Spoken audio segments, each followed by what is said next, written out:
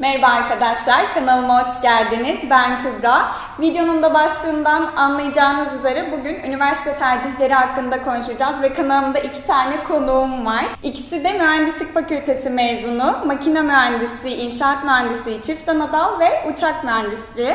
Kısaca kendinizi bir tanıtabilir misiniz? Ben Efekan Düzgün, İstanbul Teknik Üniversitesi Uçak Mühendisliği mezunuyum. Ben Burak Kaplan, ben Işık Üniversitesi'nden mezunum. Benim okulum Vakıf Üniversitesi, devlet değil.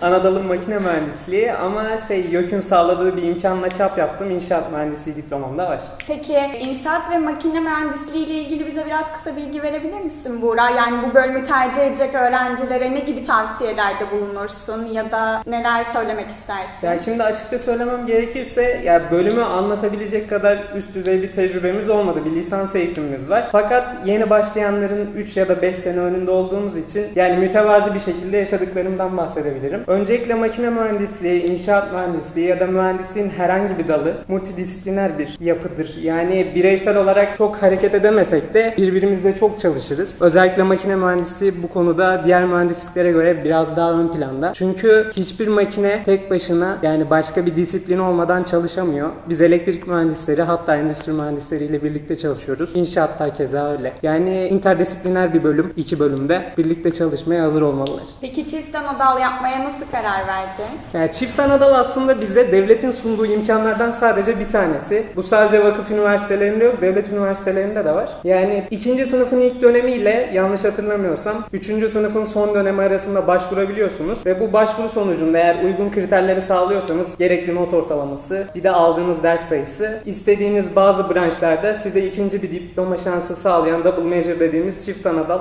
programına katılabiliyorsunuz. Peki kaç ortalamayla yaptın çift anadalı? En azından sizin okul... Çift anadal dediğim gibi okuldan okula değişiklik gösteriyor.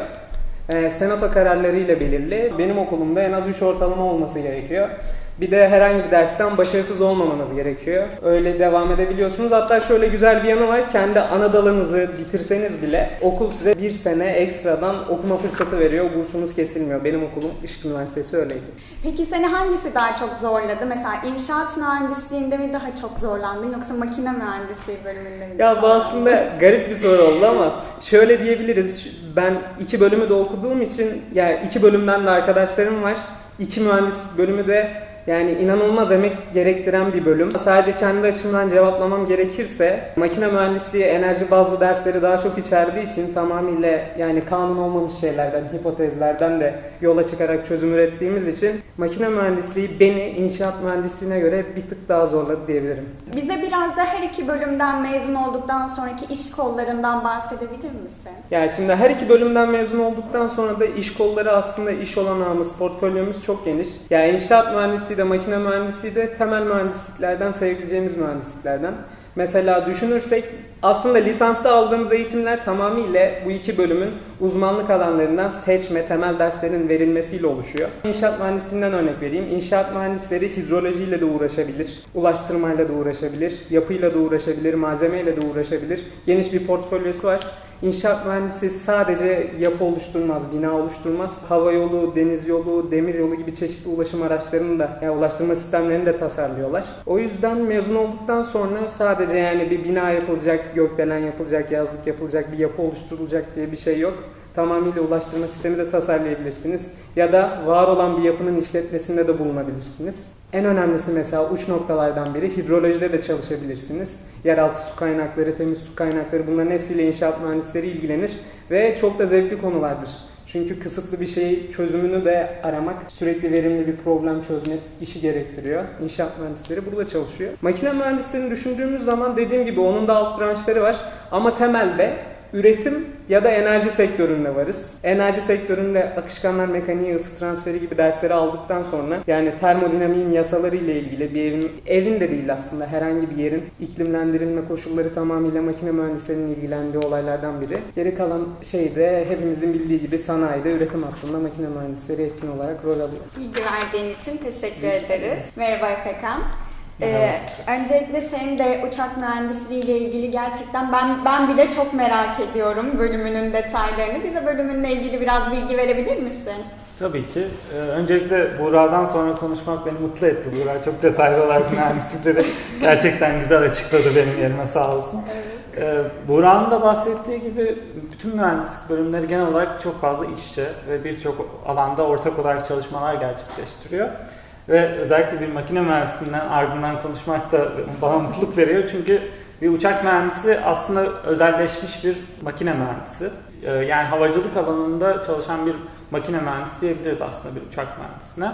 Bir makine mühendisinin aldığı dersleri temel yapıda görerek buna ek olarak havacılık alanında bizim işlerimizi kolaylaştıracak derslerle pekiştiren bir mühendislik dalı aslında uçak mühendisliği. Uçak mühendisliğinin çalışma alanları genel olarak ülkemizde uçak üretiminin yavaş yavaş gelişimi göstermesiyle birlikte uçak üretiminde Ar-Ge alanında çok fazla çalışma alanı var aslında. Bunun yanı sıra bakım alanında da, yolcu taşımacılığı bakım alanında çok fazla çalışmalar sürüyor. Türk Hava Yolları bildiğimiz gibi zaten dünya çapında bir firma artık ve bakımda da dünya çapında işler ortaya koyuyor.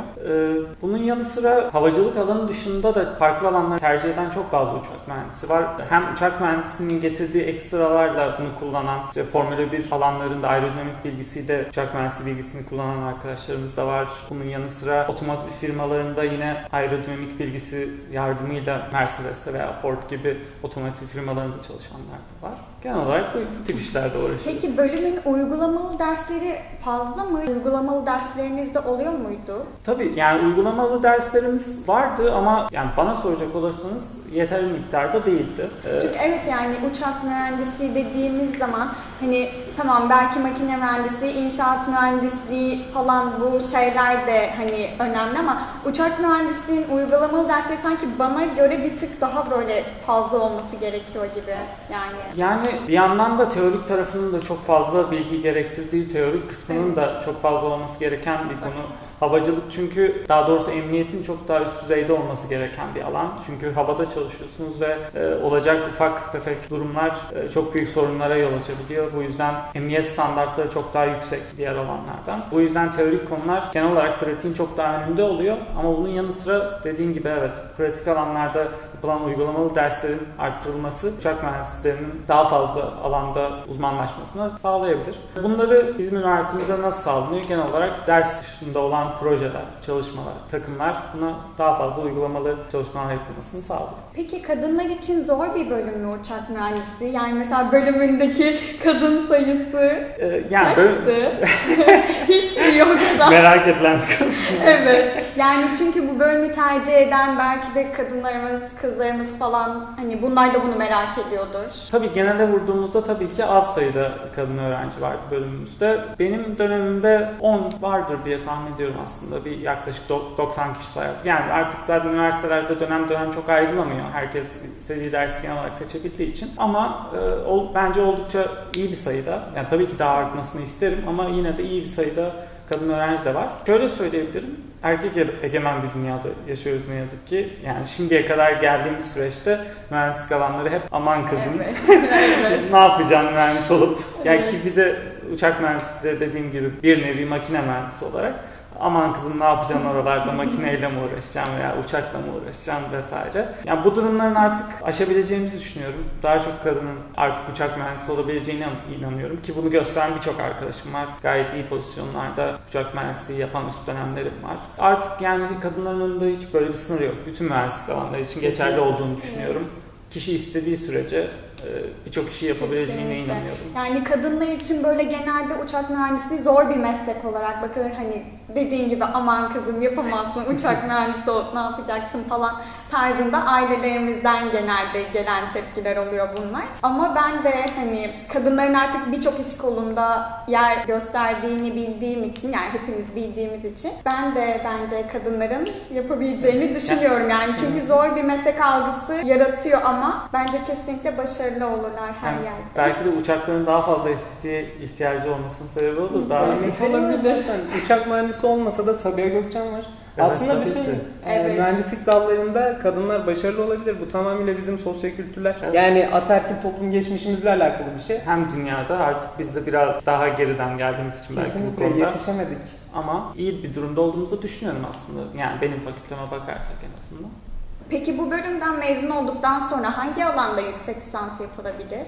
Uçak mühendisliğinden. Alanımızda çalışabileceğimiz çok konu var açıkçası. Yani yapısal alanına dönük çalışabilecek uçakların yapısal alanına veya aerodinamik alanına yönelebilecek birçok konu var. Ama tamamen farklı konularda da enerji, elektrik alanlarında da kişi yönelebilir ve bu alanlarda yüksek lisans yapabilir diye düşünüyorum.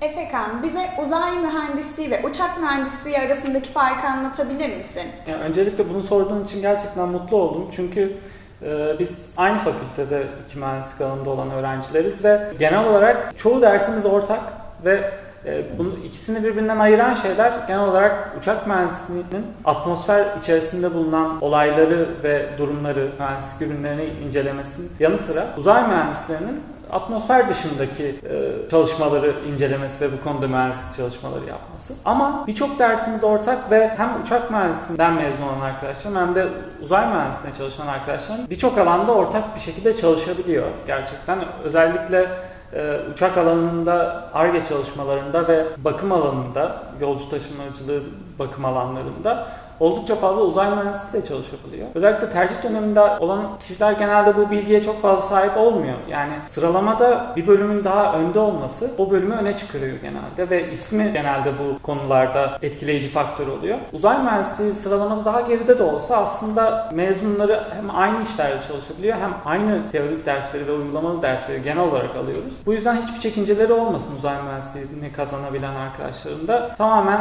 havacılık alanında da kendilerine iş bulabilirler. Veya gelecekte uzay uydu çalışmaları alanlarında da çeşitli işler bulabilirler. Bu şekilde. Biz sadece lisans hayatımızı yeni bitirmiş, yani iş deneyimi 2 seneyi, 3 seneyi geçmemiş mühendisleriz. Yani bu alanda bizden daha çok tecrübeli hocalarımız var, daha çok tecrübeli çalışan abilerimiz, ablalarımız var.